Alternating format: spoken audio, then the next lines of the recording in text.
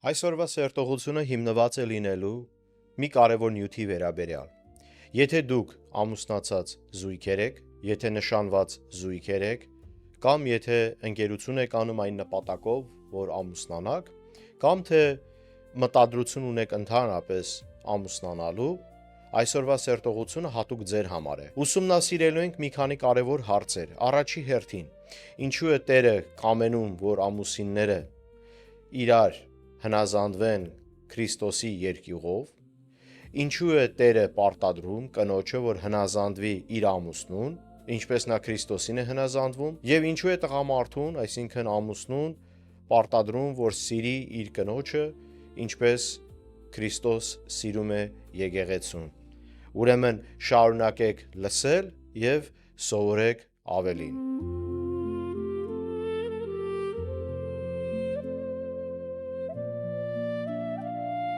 Ողջույն հարգելիներս, բարի գալուստ, Արարատ Աստվածաշունչի առաքելություն։ Այսօրվա սերտողությունը հիմնված է լինելու եւ շարունակությունն է մեր ընդհանուր ուսումնասիրությունների նամակ Եփեսացիներին, ուսումնասիրելու ենք 5-րդ գլուխը 21-ից մինչև 32 համարները։ Ուրեմն վերնագիրն է այսօրվա սերտողության Աստծու կատարյալ բանաձևը ամուսնության համար։ Մինչև սկսելը եկեք մի պահ մեր գլուխները խոնարհենք, աղոթենք ու անցնենք սերտողությանը։ Հայր Աստված, մենք գալիս ենք Հիսուսի ամենակալ մեծ Սուրբ անունով, աղոթում ենք, որ այսօրվա սերտողությունը դու օրհնես, դու զորացնես մեզ քո խոսքերով, աշակերտես քո խոսքերով եւ օգնես, որ մենք կարողանանք ոչ միայն լսողներ լինենք, այլ կատարողներ լինենք քո խոսքին։ Աղոթում եմ մեր բոլոր ունկնդիրների եւ դիտողների համար, աղոթում եմ նրանց առատորեն օրհնես, զորացնես յուրաքանչյուրին եւ օգնես, որ իրենց ճանապարհը հավատքի կյանքի մեջ կատարվի հավատարիմ կերպով, օգնիր նրանց, որպիսի մինչև վերջ մնան կայուն քեզ եւ չշեղվեն հավատքից։ Աղոթում եմ այս ամենը Հիսուսի անունով, ամեն։ Ուրեմն հարգելիներս, տեսեք, այսօրվա սերտողությունը շատ կարևոր է, որովհետև այսօր մենք տեսնում ենք բազմաթիվ խնդիրներ, ամուսնալուծություններ, հարցեր, վեճեր, անհաշտություններ, բազմաթիվ խնդիրներ ամուսնական կյանքի մեջ։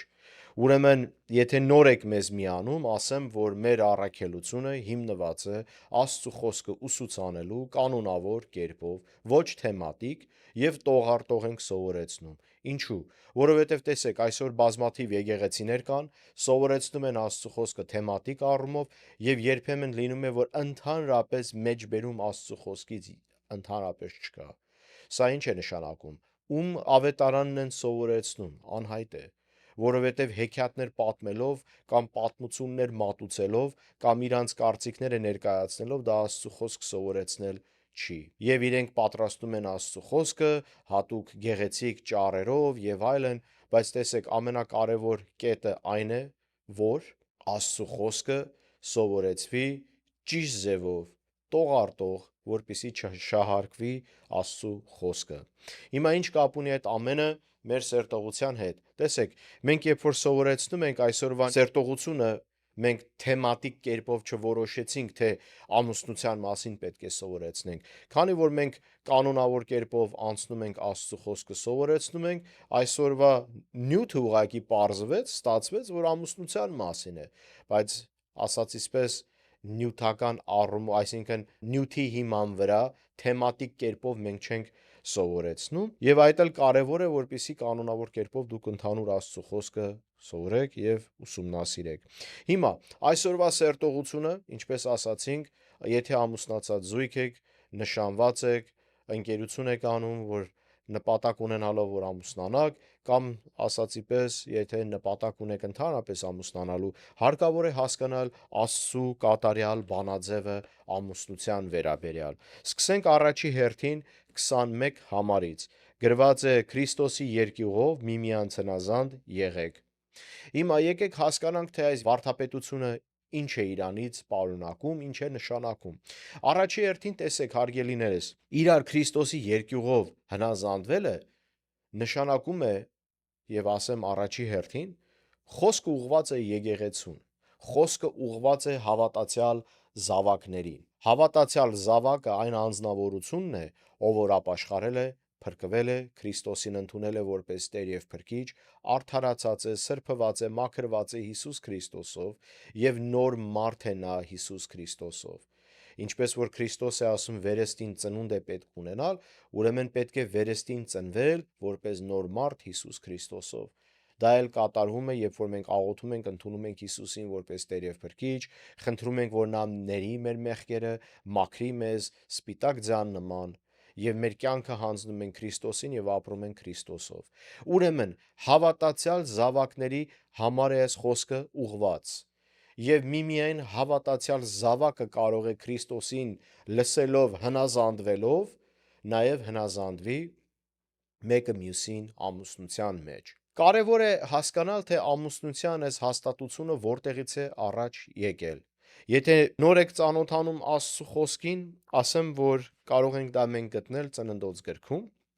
եւ Ծննդոց գրքի մեջ Աստված բացատրում է առաջի հերթին ստեղծագործությունն է ինքը ներկայացնում, մեզ սովորեցնում, թե ինչպես կատարվեց, երբ որ Աստված ստեղծեց Ադամին եւ Եվային, հետո դրանից հետո բացատրում է նա, թե իրանց ընկնելուց հետո ինչ անեծք է Աստված մարդկության վրա դրել, որպես պատիժ իրենց անհնազանդության պատճառով, եւ ինչպես է լինելու մարդու եւ կնոջ հարաբերությունը, իհարկե մինչև այս կետը, որովհետև երբ որ ունես Հիսուս Քրիստոսին, նոր մարդ լինելով, դու ապրում ես Քրիստոսով եւ Քրիստոս քո մեջ։ Ուրեմն եկեք ուսումնասիրենք Ծննդոցի 2-րդ գլուխ 20-ից 25 համարները։ Գրած է եւ Ադամը բոլոր անասուններին, երկնքի թռչուններին ու դաշտի բոլոր գազաններին անուններ դրեց, բայց Ադամին իր նման մի օգնական չգտնվեց։ Եվ Տեր Աստված մի խոր քուն բերեց Ադամի վրա եւ նա քնեց եւ նրա կողի ոսկորներից մեկը վերցրեց ու այդ տեղը մսով ծածկեց։ Տեր Աստված Ադամից վերցրեց կողոսկրից մի կին արարեց եւ նրան բերեց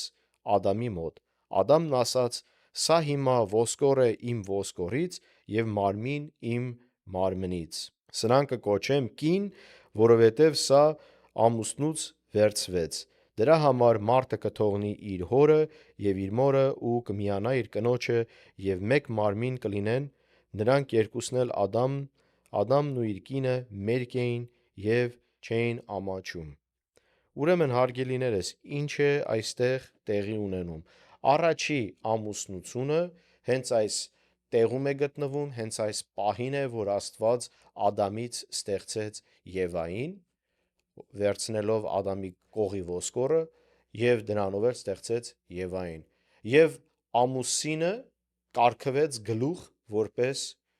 ամուսնության այս հարաբերության եւ կանոնադրության մեջ գլուխն է իր կնոջ։ Ու քանի որ այս կանոնները Աստված հաստատել է, ուրեմն Աստված ավելի խորացնում է իր վարդապետությունը, իր կանոնները, իր բանաձևը ամուսնության, հաստատելով, որ այսպես է լինելու։ Ուրեմն տղամարդը կթողնի իր հորն ու մորը եւ կմիանա իր կնոջը։ Փաստորեն այդ բանաձևը նաեւ կրկնօրինակում է Սուրբ Երրորդության, այսինքն ինչ առումով երեք են, բայց մեկ են հասկացողություն եւ ամուսինները, այսինքն կինը եւ տղամարդը իրար հետ միասին մեկ մարմին են կազմում։ Դրա համար ամուսնալուծությունը այնքան սարսափելի բան է, որովհետեւ այդ երկուսը որ դարել են մեկ, պետք է պորտքել դրանց, որպեսի բաժանվեն երկուսը իրարից։ Սարսափելի բան է իսկապես ասեմ, թրուցիկ բան չի, թեև մեր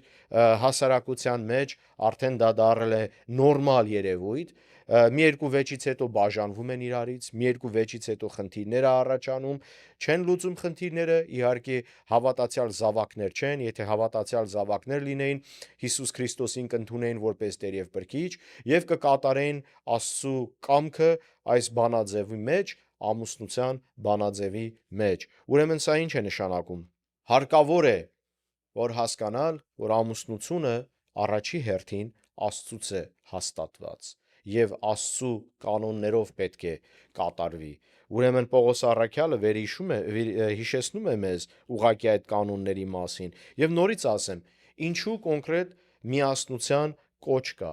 Գիտեք, նամակ Եփեսացիներին Պողոս առաքյալը գրել է Եփեսոսի եկեղեցուն ուղված, ասելով, որ դուք ունեք խնդիր, որովհետև դուք չեք գիտակցում ձեր հոգևոր հարստությունը, հոգևոր ժառանգությունը Հիսուս Քրիստոսով, եւ երկրորդ հերթին կոչ է անում, հորդորում է, որ միասնություն լինի Հեթանոսի եւ Հրեայի միջև, քանի որ երկուսն էլ այսօր վերամիավորված են իրանց Տիրոջը եւ հեթանոսները, ովքեր որ հեռու են եղել հավատքից, այսօր որդեգրված են Աստծու ընտանիքին։ Այսինքն նրանք, ովքեր որ հրեա չեն, քանի որ Աստված այդ ազգին ընտրեց որպես իր ընտրյալ ազգը, այսօր այլևս բաժանարար գծեր չկա ազգերի միջև հավատքի վերաբերյալ։ Այսօր կա մի ընտանիք, մի եկեղեցի, տիեզերային եկեղեցին եւ բոլորը կարող են գալ ու միանալ այդ եկեղեցուն, եթե ապաշխարեն, փրկվեն, ընդունեն Հիսուսին որպես Տեր եւ Փրկիչ, վերստին ծնունդ ունենան եւ ինչպես որ ասացին քիչ առաջ, այդ նոր մարդը որ լինեն, իրանք կարող են վերածնվեն որպես նոր մարդ Հիսուս Քրիստոսով եւ Քրիստոս բնակվի նրանց մեջ։ Ապացույցը փրկության Սուրբ Հոգին է, որը կնիքն է փրկության։ Եվ մենք, երբ որ ընդունում ենք Հիսուսին, ապաշխարում ենք, վերստին ծնվում ենք, ստանում ենք Սուրբ Հոգին։ Եվ պատկերացրեք, Աստված մեր մեջ է եւ Աստված մեր մեջ է բնակվում, երբ որ մենք ընդունում ենք Տիրոջը եւ սկսում ենք մեր հավատքի կյանքը ապրելով Հիսուս Քրիստոսով։ Ուրեմն այս միասնության կոչը նաեւ այդ խաղաղությունն է Հիսուս Քրիստոսով, միասնությունն է այս հարաբերությունների մեջ։ Մենք մեր հաջորդ սերտողության մեջ կուսումնասիրենք ծնող եւ զավակ հարաբերության մասին, Աստված ինչ է կամենում եւ ինչ է կոչ անում, որ լինի, ինչպես պետքա լինի, եւ նույնպես գործատու եւ գործառուի միջև ինչպես պետքա լինի։ Իհարկե Աստծո խոսքի մեջ Տեր ու ծառը հասկացողությունն է օգտագործում ծառաների եւ տերերի հետ կապված, բայց հաջորդ սերտողությանը դա էլ կուսումնասիրենք եւ կհասկանանք, թե դա ինչ է նշանակում այսօրվա մեր ժամանակակից հասկացողության համար, որը ավելի գործատուի, գործառուի մասին է խոսքը։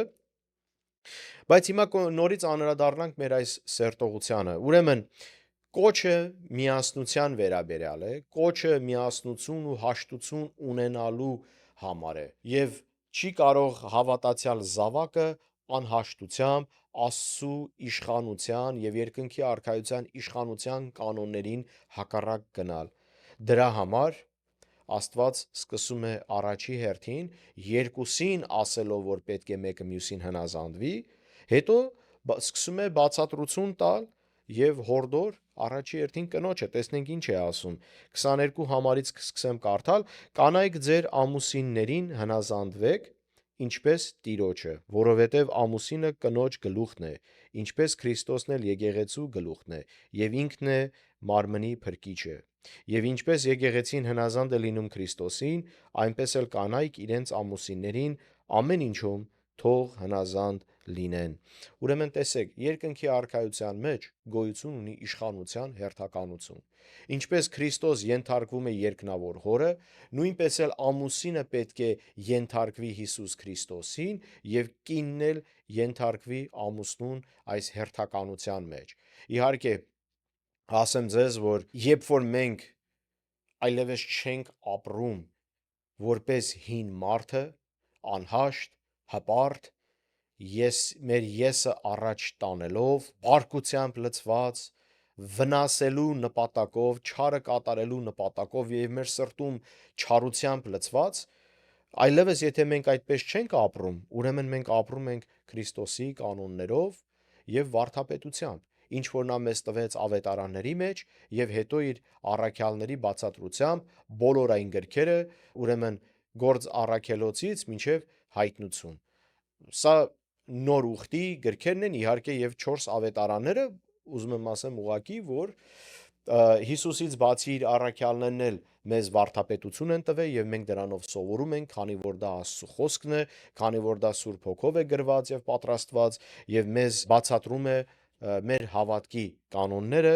եւ ինչպես է Աստված կամենում, որ մենք մեր հավատքի կյանքը ապրենք։ Եվ ինչու սկզբից կնոջը, տեսեք, ինքը ցածրից մինչև բարձր է, վերին աստիճանին է հասնում։ Ուրեմն կինը, քանի որ պետք է ենթարկվի ամուսնուն, որտեվ ամուսինը պետք է իշխի կնոջը, եւ որտեղ մենք դրա մասին գիտենք։ Ուրեմն նորից անցնենք մենք Ծննդոցի գիրք, եւ Ծննդոցի գրքից կտեսնենք, թե Աստված այն անեծքը, երբ որ նրանք արգելված ծառի պտուղից կերան, գիտության չարի եւ բարի գիտության ծառից, Աստված ուրեմն երկուսին իհարկե անիծեց, տղամարդուն ասելով, որ դու քո քրտինքով հացիդ փողը կվաստակես, իսկ կնոջը ինչ է ասում, ուրեմն սա Ծննդոց 3-րդ գլուխն է, 16 համարից սկսած գրած է. կնոջն ասաց. սաստիկ պետք է շատացնեմ քո հղիության ցավերը եւ ցավով զավակ ծնես, ցանկություն ունենաս դեպի քո ամուսինը եւ նա իշխի քեզ։ Ուրեմն ստացվում է, որ այս հարաբերության մեջ անհաշտություն պետք է լինի, քանի որ քայքայվեց, կոտրվեց, վնասվեց, փչացավ այն կատարելությունը, որ Աստված տվեց այս երկուսին եւ այս կատարյալ աշխարհում, որտեղ Աստված միմիայն կատարյալ է եւ բարի է եւ նրա ստեղծագործությունը իսկապես հիանալի է, բայց մարդն է, որ փչացրեց, մեղքը գործելով, անհնազանդվելով, ու հիմա Տերը կոչ է անում, որ եկեք մեկը մյուսին հնազանդվեք Քրիստոսի երկյուղով, եւ կնոջը բացատրում է, որ ամուսինն է քո գլուխը, եւ նախքան, այսինքն Հիսուսին ընդունելը եւ նոր մարդ դառնալը, ամուսնու եւ կնոջ միջև կա փաստորեն անհաշտություն, պայքար։ Նա այդ պայքարն էլ կատարվում է կնոջ կողմից կոնկրետ, ցանկալով ամուսնու իշխանությունը, ու այստեղ առաջանում է խնդիրներ, եւ մենք բոլորս էլ լսել ենք կամ գիտենք կամ տեսել ենք այսպիսի հարցեր ու խնդիրներ ամուսնական հարաբերության մեջ, ընտանիքի մեջ, անհաշտություններ, կռիվներ, վեճեր, նույնիսկ ծայրահեղության է հասնում, ծեծուջարդ եւ այլն։ Իհարկե ցանկալի իրավիճակ չի։ Ցանկալի իրավիճակ չի, որտեղ այս մարդիկ չեն ապրում Հիսուս Քրիստոսով։ Եթե ապրեն Հիսուս Քրիստոսով, կկատարեին նրա կանոնները եւ կամքը, եւ կինը նախ առաջի հերթին Պողոս առաքյալի այս վարդապետությամբ, Աստծո վարդապետությամբ կհասկանային, թե ինչպիսի պետք է լինի այդ հարաբերությունը։ Նախ որ ասում է, ուրեմն ամուսիններին հնազանդվեք, ուրեմն նշանակում է, որ պետք է ընդունել ու ենթարկվել այն իշխանությանը։ Եվ ասում է ինչպես Տիրոջը, որովհետև ամուսինը կնոջ գլուխն է, ինչպես Քրիստոսն էլ եկեղեցու գլուխն է։ Տեսնում ենք հերթականությունը։ Եվ տեսնում ենք, որ ասում է եւ ինքն է մարմնի փրկիչը, Հիսուս Քրիստոսի մասին է խոսքը, բայց նաև ասենք, որ տղամարդը իր պարտականություն ունի, ասա քիչ հետո կկարդանք, կտեսնենք, թե տղամարդու պարտականությունը ինչ է։ Չխառնենք, հա, հերթականությունը, այստեղ շատ կարևոր է։ Երբ որ ասում է ամուսինը իշխելու է կնոջը եւ գլուխն է իր կնոջ, որովհետեւ ասում է ամուսինը կնոջ գլուխն է, հասկանանք տղամարդու պարտականությունը, ամուսնու պարտականությունը։ Ամուսինները պարտավորված են ղեկավարել եւ իշխել իրենց ընտանիքը։ Եվ այստեղ տեսեք, ոչ մի դեպքում սիրելու մասին բան չի ասում, որը շատ հետաքրքիր է, այլ ուղղակի հնազանդվելու մասին է խոսում։ Եվ եկեք հասկանանք մի ավելի, ոնց որ մի ավելնորդ կետ, այսինքն հավելյալ կետ, որը կարող են գտնել մենք 2-րդ Կորինթացիների 6-րդ գլուխ 14 համարի մեջ։ Եկեք ուսումնասիրենք, տեսնենք ինչ ենք սովորում, ինչպիսի հարաբերություն պետք է ունենալ եւ ինչպիսի մարդիկ պետք են առաջի հերթին իրար հետ ամուսնանալ։ Գիտեք, ամուսնությունը մենք չենք կարող թրուցիկ նայենք։ Ամուսնությունը չի կարող լինել ուղակի մարդիկ, որ իրար սիրեցին եւ այլն։ Աստծո կանոնների մեջ այդ ամուսնությունը հարկավոր է լինի երկու հավատացյալ, երկու ապաշխարած, երկու վերստին ծնված, երկու Տիրոջը սիրող եւ հնազանդվող զավակների միջև։ Ինչ է ասում մեզ 2-րդ Կորինթացիս 6-րդ գլուխ 14 համարը գրած է. անհավատների հետ սերտ հարաբերություններ մի ունեցեք, որովհետև արդարությունն անօրենության հետ ինչ կապ կարող է ունենալ, կամ լույսը խավարի հետ ինչ կապ կարող է ունենալ։ Հիմա ինչու ենք շեշտում սա, որովհետև հարգելիներս, տեսեք, եթե դուք ամուսնանաք անհավատի հետ, եթե կինես ամուսինդ լինի անհավատ, կամ եթե ամուսինն ես եւ կինդ է անհավատ, այստեղ բավականին մեծ խնդիրներ է առաջանալու։ Եվ թույլ չի տալու մեկը մյուսին, որ իր հավատքի կյանքը կատարյալ ձևով ապրել։ Սա ինչ է նշանակում։ Առաջի հերթին խավարը ասում է լույսի հետ ինչ տեղ ունի, ինչպես կարող է հավատացյալ կինը ապրել անհավատ ամուսնու հետ։ Այստեղ էս ամուսնության հարցի շուրջ Պողոս առաքյալ ուրիշ բաներ ունի մեզ սովորեցնելու, որ եթե հավատքի ես գալի արդեն ամուսնացած այդ մարդու հետ, չի հորդորում նա, որ բաժանվես նրանից։ Իհարկե, ընդհակառակը հակառակն է նա ասում է մնա, հավատարիմ եղի եւ քո հնազանդությամբ եւ հավատարմությամբ եւ քո օրինակով, որը Քրիստոս քո մեջ է, եւ այդ լույսը շողալով միգուցե, եթե կինես ամուսինդ հավատքի գա, եթե ամուսինես կինդ հավատքի գա, այսինքն այստեղ կոչ չկա բաժանվել, եթե ընդունել ես Հիսուսին ամուսնությունից հետո, բայց նախքան ամուսնանալը, եթե հավատացյալ ես, եթե արդեն սրբված, մաքրված, ապաշխարած զավակ ես, անհավատի հետ մի ամուսնացի։ Սա է կարևոր։ Եթե անհավատի հետ ամուսնանաս, այս հնազանդությունը եւ բանաձևը չի աշխատելու։ Չի աշխատելու, որովհետեւ մյուս կողմը փաստորեն նույն իր պարտականությունները պայմանագրային, այսպես ասած, չի պահելու, չի կատարելու։ Ուրեմն տեսեք, փաստորեն առաջի հերթին խոսեցինք կնոջ պարտականության մասին, թե ինչպես նա պետք է լինի եւ ինչպես պետք է հնազանդվի իր ամուսնուն, որտեղ ամուսինը գլուխն է։ Իսկ հիմա տեսնենք ամուսնու մասին ինչ է ասում։ 25 համարից սկսած գրած է. ամուսիններ, սիրեք ձեր կանանց, ինչպես որ Քրիստոսն էլ եկեղեցուն սիրեց ու իր անձը նրա համար մատնեց։ Ուրեմն տեսեք, փաստորեն տալիս է նաև ամուսնուն մի բարդ պարտականություն, ինչպես կնոջը տվեց բարդ պարտականություն, որ իր մեղավոր էությամբ, որ ցանկանում է նա իր մարդու, իր ամուսնու իշխանությունը, փաստորեն, եւ այդքանից հետո ասում է գրեթե անհնարինը, որ հնազանդվի։ Նույնն էլ հիմա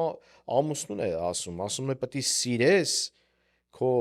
կնոջը, ինչպես Քրիստոս սիրում է եկեղեցուն։ Դա հուներենով այդ սերը կոչվում է ագապե, անշահախնդիր սերն է դա, անշահախնդիր, բոլոր պայմաններում, բոլոր պարագաներում, բոլոր դեպքերում, թեև կինը սխալվում է, թեև եւ այլն, ամուսինը պարտավորված է սիրել եւ շարունակել սիրել իր կնոջը, որովհետեւ անհրաժեշտ է, որ այս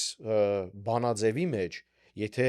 հանդիսանում է տղամարդը ամուսինը որպես գլուխը իր կնոջ, որպես ղեկավար, որպես առաջնորդը չի կարող լինել նեղացկոտ, խռովի ինքը իր կնոջից եւ հերվանա իր կնոջից, ընդհակառակը պետք է անընդհատ ների եւ անընդհատ շարունակի ու շարունակաբար իր պարտականությունները կատարի որպես գլուխ ընտանիքի, որպես առաջնորդ։ Եվ այստեղ ինչ է ասում։ Ասում է փաստորեն 26 համարից սկսած, որպեսի նրան սրբացնի մաքրելով ջրի ավազանով խոսքով։ Տեսեք, տղամարդու պարտականությունը ոչ միայն սիրելն է, այլ առաջնորդելն է։ Առաջնորդում է իր կնոջը, առաջնորդում է իր ընտանիքին, սիրում է կնոջը, ինչպես Քրիստոս սիրում է եկեղեցուն, եւ Աստծո խոսքով նրան աշակերտում է։ Աստծո խոսքով նրան սրբացնում ու մաքրում է։ Պարտականություն ունի սովորեցնել Աստծո խոսքը, պարտականություն ունի Աստծո խոսքով աշակերտել իր կնոջը։ Հետո ասում է 27 համարի մեջ, որպիսի եկեղեցին իր առաջ փառավոր կանգնեցնի, որպիսի որևէ արատ կամ բիծ կամ որևէ նման բան չունենա, որ սուրբ ու անարատ լինի։ Լավ, ուրեմն պարտականություն ունի ամուսինը ոչ թե միայն իշխելու, առաջնորդելու, ասեմ, նաև առաջնորդելու եւ ուղեկցելու իր կնոջը եկեղեցու եւ հոգեվոր կյանքի զարգացման եւ զորացման մեջ։ Ուրեմն պարտականությունը ամուսինների ոչ միայն թելադրելն է, թե իր կինը ինչ պետք է անի, ինչպես որ մշակույթային առումով ենք հասկանում այսօր, այլ պարտականությունը Աստծուն